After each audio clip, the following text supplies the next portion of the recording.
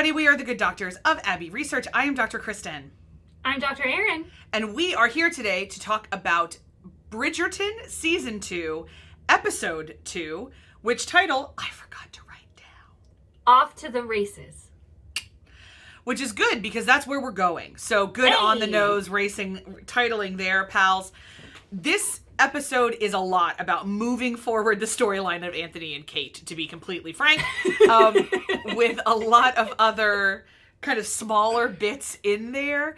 So in terms of themes, we've got a couple non-Kate and Anthony ones. So let's clean up the Eloise and Featherington ones really quick. Yeah. So Eloise has decided that she is going to find that in the last episode, we find out that Lady Whistledown has started to talk about some feminist things and essentially saying should we be entirely measured by who we marry? So Eloise, in typical evangelical fashion, decides that this is not far enough. And if Eloise could only meet her, then Eloise could convince her otherwise. And I was like, oh, 15-year-old Kristen, good to see you on screen, friend. And I was just like, I love they have one conversation where Penelope is like, but what if she likes writing about this? And Eloise dismisses that completely. Eloise is like, I don't care. She could do so much more. And I'm like, oh, it was like watching those couple scenes in Mona Lisa Smile where Kirsten Dunst finally looks at Julia Roberts and she's like, but I want to get married. Yeah. And Julia Roberts is like, well, it's a waste of your talent. And she's like, but I want to get married. Yeah. But it's what I want. Yeah. Isn't feminism about choice? So this leads her to, this leads Eloise on a crusade to find the print shop that is done in a very hilarious way.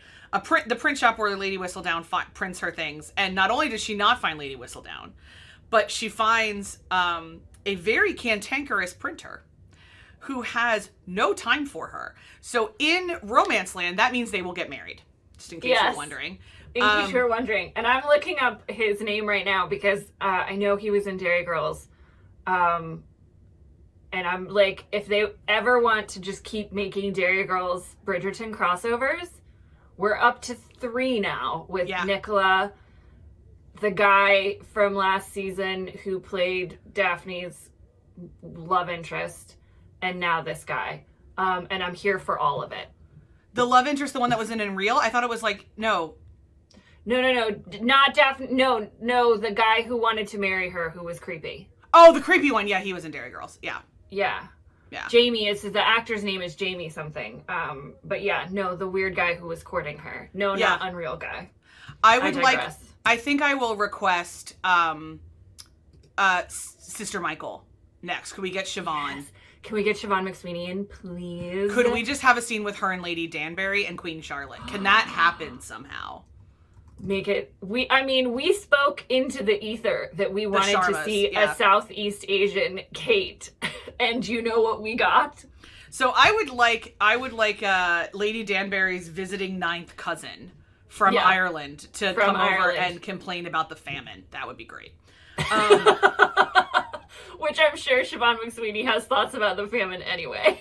So that she would have no trouble saying. So the thing that I really like about this thing with Eloise is I think we're going the Lady Sybil route, in which she is going to have a feminist, good reference. Thank you, a class and feminist awakening and choose somebody outside of her class, which this would be a really great time in history to do that, and that seems to be what they're setting up Eloise to do.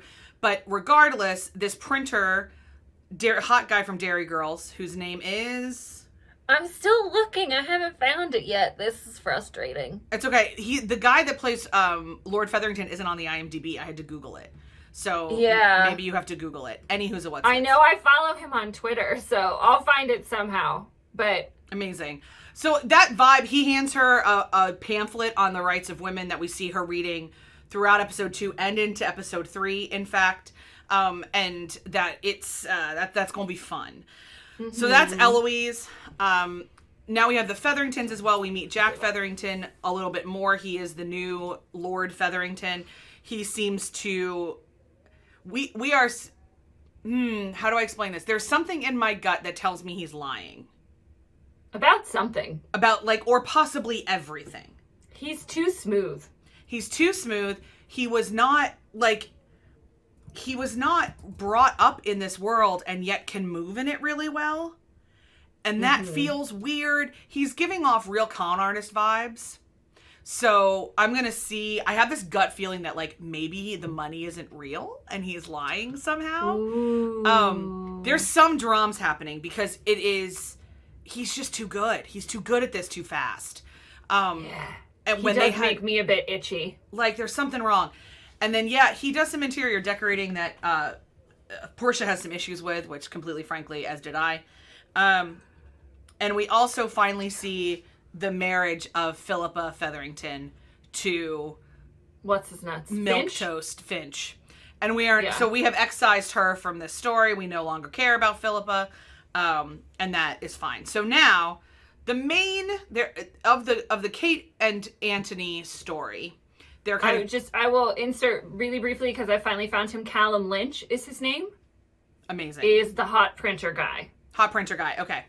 Yes. And on Dairy Girls, he was John Paul O'Reilly, who is the one who stood up Aaron for prom. Yes. Oh, yes. I remember that. Yeah. And he cried in the Wee Cafe about losing his girlfriend. Yes. But I knew he was... Yeah. Aaron planned their whole wedding. Yeah. Yeah, she did. Bless. Such Aaron energy. Yeah, and I knew he was going to be in this season because the Dairy Girls cast was very excited to announce his, that he was in it. So I wish Callum all the best. He's very handsome to look at, and I think he suits Eloise personality-wise. For the time being, go with Godchild. So it seems like this is going to be a fun thing to watch. Their sparks fly, and yes, if we get another car driver out of it, energy with Downton, just 100 years earlier, I'll take it. Yeah, I really like that reference. I would love a Lady Sybil, Tom Branson kind of a thing. Works for me. Just don't have her die in childbirth. So that would be great. That would be fantastic. Where that doesn't feel like Shondaland energy for this show. For this show, I was about to say it's 100% like How to Get Away with Murder, but even that terrible off the map thing they experimented with for a little while. But those are all melodramas. This is trying very hard to be something else. Yeah. So I would now like to turn our attention to the Sharmas. Mm-hmm. Edwina is doing the most. She's doing a lot of work. She's doing the Lord's work. After being named the Incomparable, she has suitors that are... We're getting some very Taming of the Shrew energy in that, Bianca is the... Bianca and Edwina are the ones everybody really wants to hang out with. Nobody wants to be with Catherine or Kate in all iterations of it. They are called, and I am positive that the naming of Kate is intentional and that Julia Quinn was referencing Taming of the Shrew because that's 100%. That's 100%. This energy. So no one wants to deal with the Shrew. And that is working around town. Anthony's like, no bother, I will conquer the Shrew. And I'm like, oh, you sweet summer child, you have no idea what you are dealing with. And there's really fun scene where Anthony crashes a courting hour and the line is already down the stairs and out the door and he tries to skip the queue and nothing makes Brits angrier than someone skipping the queue. It's not on. Other gentlemen are like, I was really glad to see a lot of different racial representation among those gentlemen. And even somebody who looks like they may have Japanese heritage somewhere within them, which is not Asians. Diverse, Southeast Asian, Japanese, maybe Korean, maybe different, not just Southeast Asian. Yeah. So, and that was one of the things we called for in our list of changes we asked them to make, was recognizing that racial diversity, racial inclusivity means more than Black folks. Yeah. So we also asked for class inclusivity, which we are going to get a little bit with Simon's friend Will from last season, who has hung around. I know, the boxer. Boxer. And he has built a social club. And he finds the Benedict brothers. I keep saying Benedict's the one that he connects with. So he finds the Bridgerton brothers and he invites them all. And Anthony's very Viscounty and is like, well, we've been white men since birth. And I'm like, cool. So, but Benedict shows up and has this whole conversation with him about how great it is that he built this with his own hands. Yeah. And we are really starting to see this journey Benedict finding who he is as a Bridgerton, as a man, as a human, we're learning it has to be something that he at least partially creates for himself. That's where he's really moving towards, which is an incredibly class revolutionary idea for someone born into Benedict's class. Not only at this time in history, but to be honest, in most times in history until the Industrial Revolution. So yeah, and it's very on brand for Book Benedict as well. Yeah. That was a huge part of his storyline. So, and one of the ones that I liked in terms of what it taught us about Benedict, I just don't like Book Benedict, but I liked that part of Book Benedict, so I'm glad that's the one piece they kept so far. Yeah, other than that, he's a little bit milquetoasty for me, and I don't care for his and lady. Not a big fan of consent. No, not a big fan of consent. This Benedict is a huge fan of it, though, so we've made some real improvements. Yeah. So, as I want to segue from, we'll talk about the Ascot races, which is really my Fair Lady loving heart. Just, I mean, so good. Loved that whole scene. But there's a really beautiful scene with Kate as we talk about the shrew and the taming of the shrew. Mm-hmm. The shrew will be tamed by love, because that is how the shrew is always tamed. But what I really appreciate is that in the story of Taming of the Shrew, there are no women in Kate's life. Mm-hmm. She is a motherless child. That's often why she is, why people speculate she's so awful, is that she's not a true woman. Shakespeare was great. Whereas in this one, we see that she is this way to protect her sister. She's a walking defense mechanism. She has been belittled because she is a bastard in a lot of ways, even though her father, it was fine, but because her mother, Mary, was a whole thing. Yeah. And a cultural bastard because they didn't have a word for her. And kind of all this other stuff. And Lady Danbury pulls her aside kind of towards the end of the episode and says, you can keep living the way you're living. That's absolutely your prerogative. But it's lonely. Mm-hmm. And who you are right now is not who you have to keep being. You have given up and you are only 6 and 20. Stop. Yeah. Stop doing that. You can only be me and this freedom I enjoy and everything else if you were loved, essentially. Mm-hmm. Because if you go through life and you're not loved, you're going to end up bitter and angry and all these kind of other things. And in the world as we know it now, that would not necessarily mean that Kate has to be married. But in that world, it does mean that Kate would have to open herself up to marriage. And the freedoms that it would come from a widow. And we'll see her play with that a little bit later in some more episodes. But I loved that kind of grandma moment of, child. I know. Auntie Lady D. What you are doing right now is hurting yourself and you don't even know it.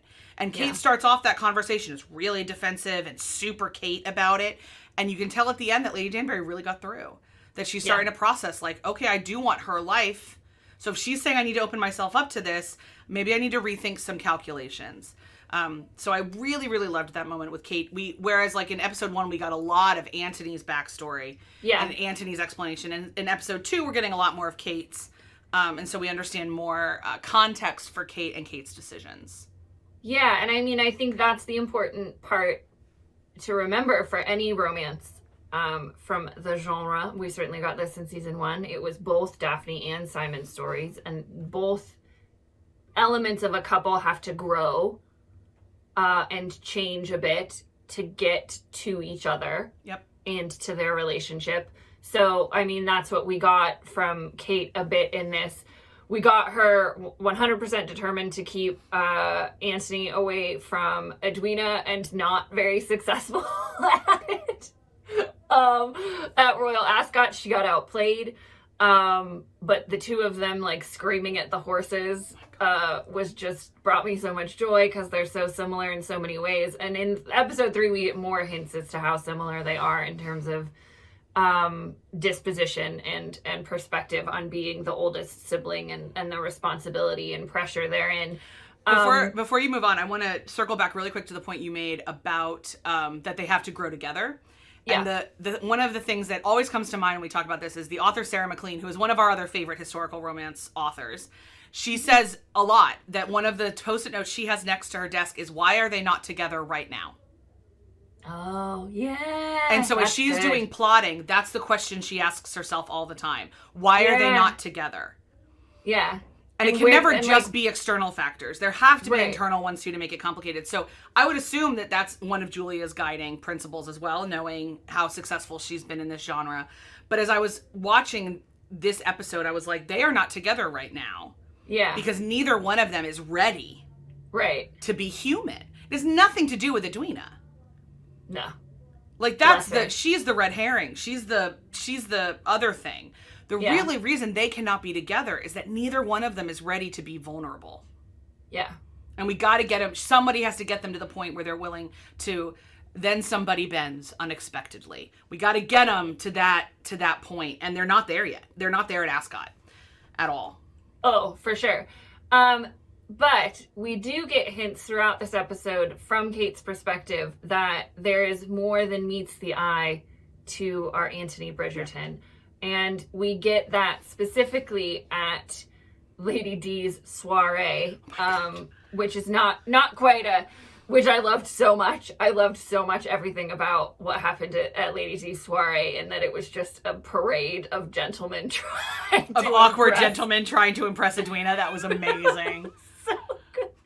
And that's when I was like, this show knows what it's doing, man. It listened to the people and what we loved about season 1 and maybe what we didn't, and it's just giving us what we love, which was the ridiculousness of like the courting season and what happens insane. When you're it's so silly. It's crazy.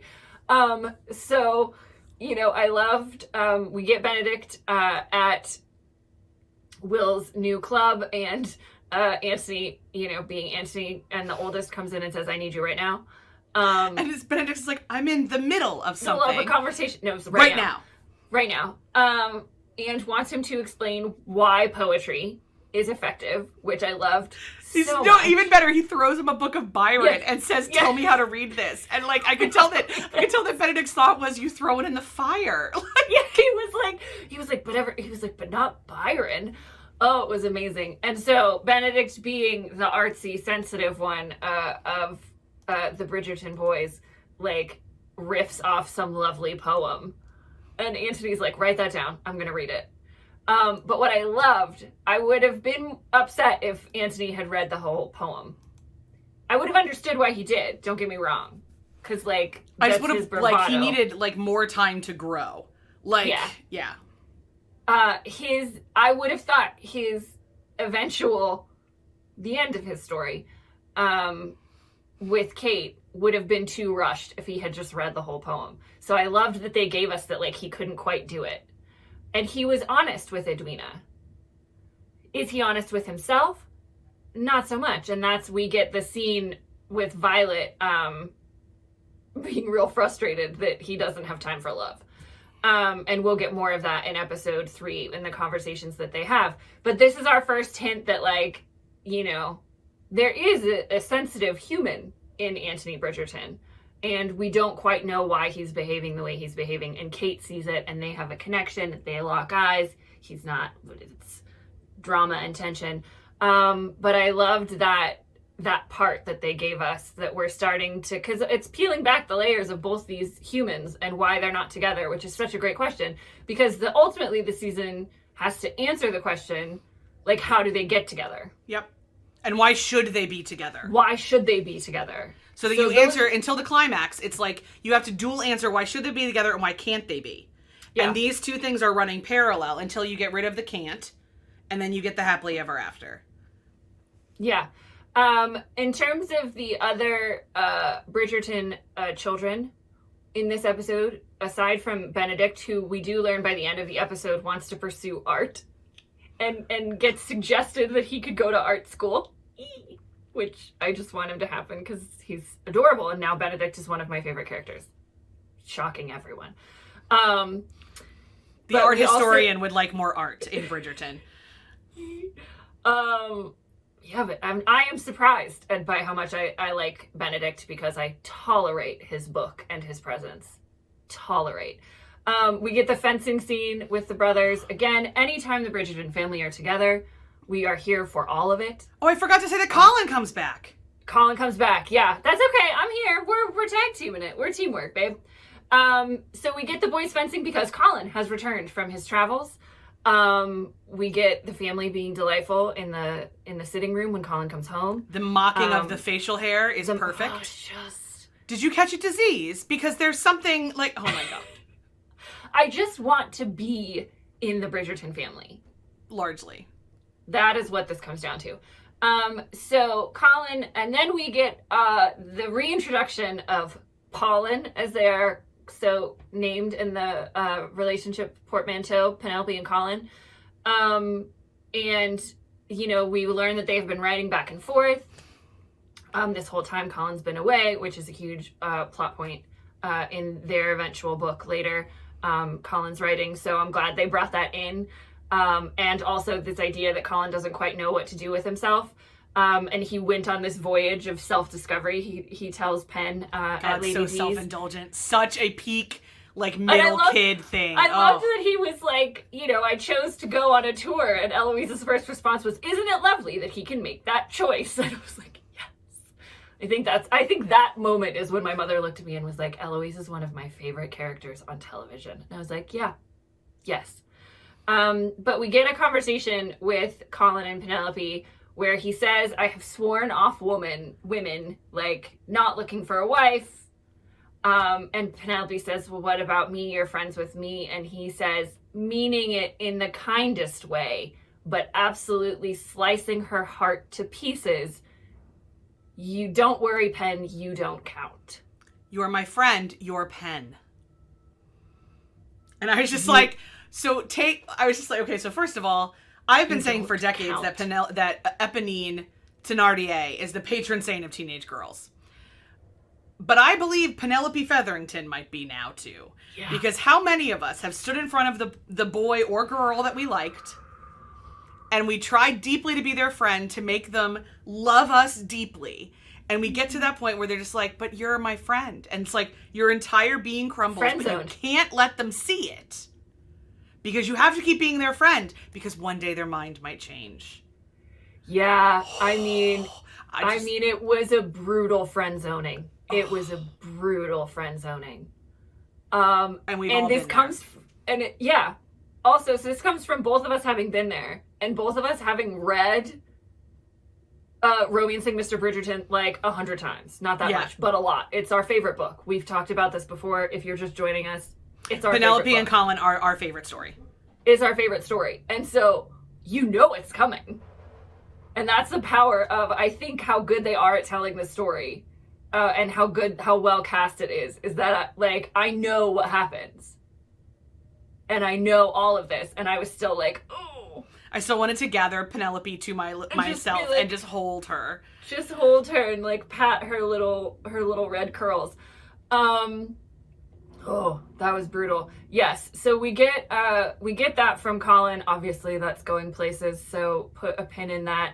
And then we also get the Featheringtons and Cousin Jack.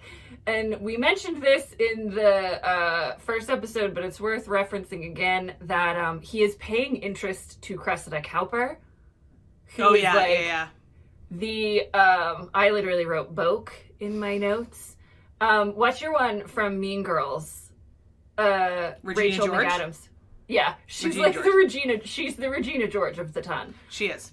Yeah. And he gives her a necklace made of rubies from America, which we already talked about. It's nonsense. But I kind of love it. The more I think about it, I kind of love the Cowpers having to merge with the Featheringtons because it's just going to be like a soap opera. Like in terms of choosing violence, if they marry Jack Featherington and Cressida Cowper, Chris Van Dusen woke up and chose violence. Like that's what he did, and it is going to be amazing. Oh, I think they could have so much fun with it. Because eventually, and the only reason I'm not worried about it is because I know Penn is going to get saved. Yeah, Penn is rescued from this nonsense. Penn will be okay. Yeah. If I believed Penn was not going to be okay, I'd be upset about it. Because, she is the Katie to Cressida Cowper's Regina George. Except, Cressida's never accepted Penelope. So, that's gonna be great. But I think for me, the biggest genre theme that we get explored a bit more in this episode is the competing understandings of what the purpose of marriage is and what a woman should expect from her match. Yep. And how countercultural Kate is being with her expectation that Edwina find, what did she say? I wrote it down in the first episode. He will speak in a manner that only your heart can hear.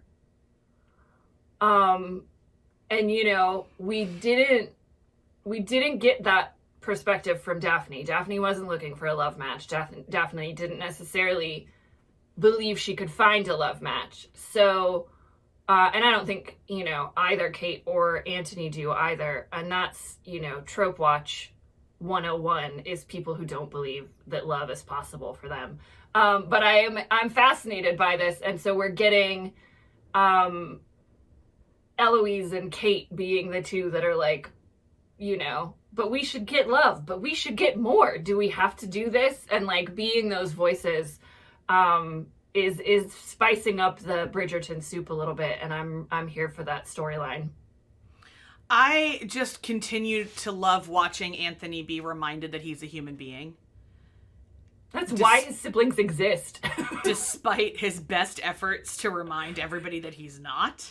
That he's the Viscount. This is one of those things in which, like, sometimes when I think about who I identify with in stories, it's usually like 5 or 6 different pieces of my personality, because I'm 100% Penelope.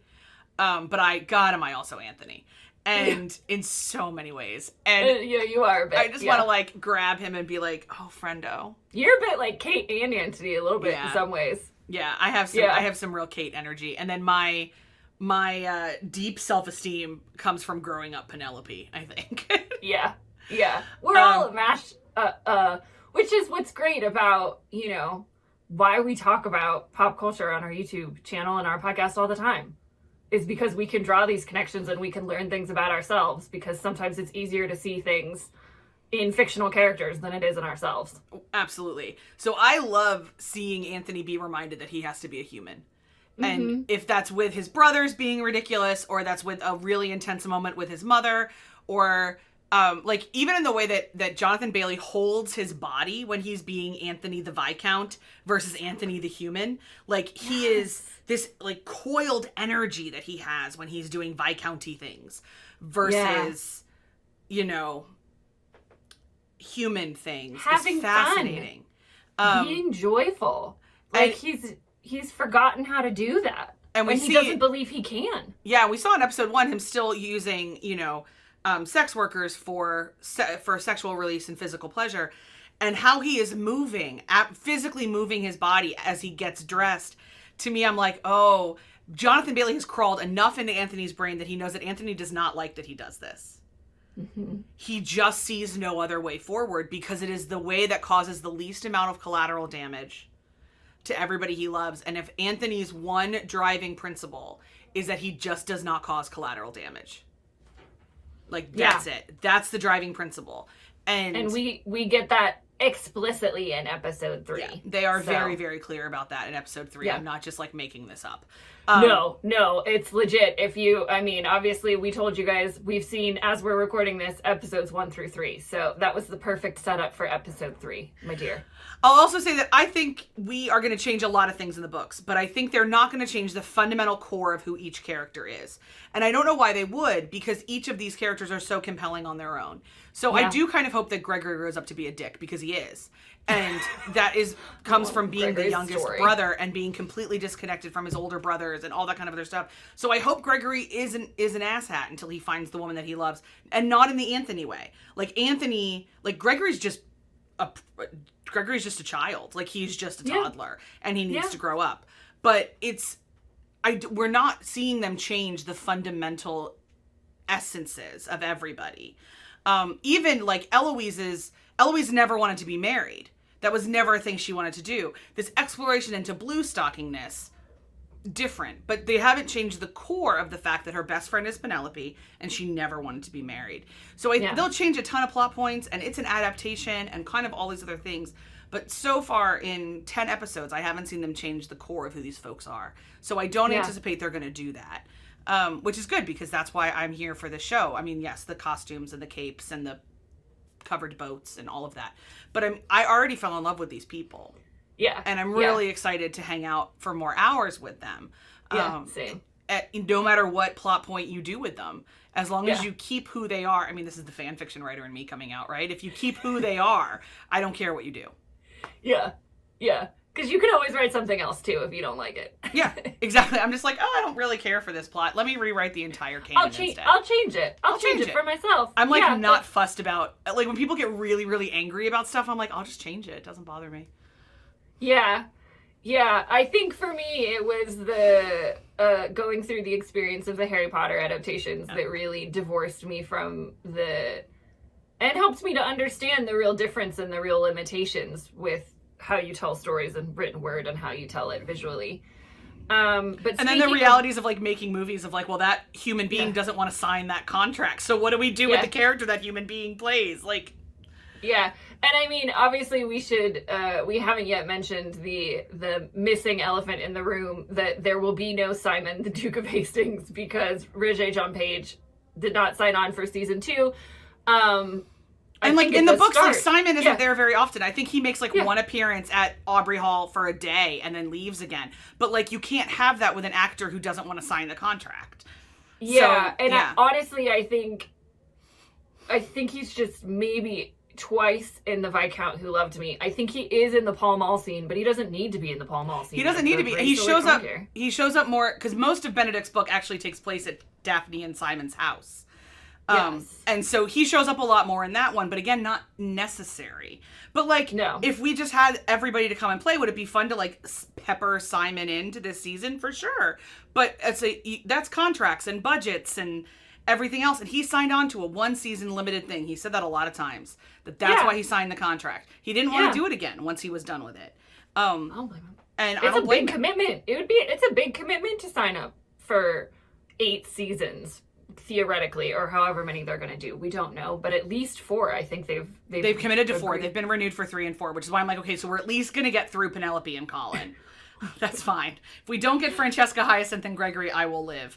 I know there are people that Francesca's their favorite story, and I completely respect that. I love Francesca's story. I love Hyacinth's story. But I wouldn't be like devastated. I wouldn't be bereft. No. I would be okay if they stopped after Penn, just because I didn't love book Eloise. But if they're going a different way with this Eloise, I kind of want to see her story. But speaking of stories and people who write them, at the end of the episode, Penelope is trying to cover the tracks that Eloise has discovered, the printer that she's using, and in the midst of dressing as her Irish peasant version of herself, runs into Madame Delacroix, and runs away, which is very Penelope energy. So obviously that's going to come up in episode 3. But I'm excited to see where we go in terms of building the people who support Lady Whistledown. Yeah, Team Lady Whistledown. Who else joins the crew? Yeah. So there's our episode 3 segue. Let's hope that it happens in episode 3 and we have some more conversations about that. What we would really love now is if you are on Team Good Doctors, if you could possibly like the video, subscribe to the channel, comment below, share this video with other people that you know are watching Bridgerton.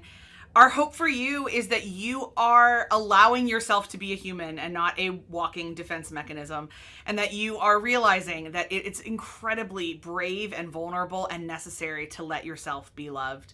And we hope that you learn that quicker or at the same rate that Kate is learning it right now. And we will see you for episode 3. All the best. Bye.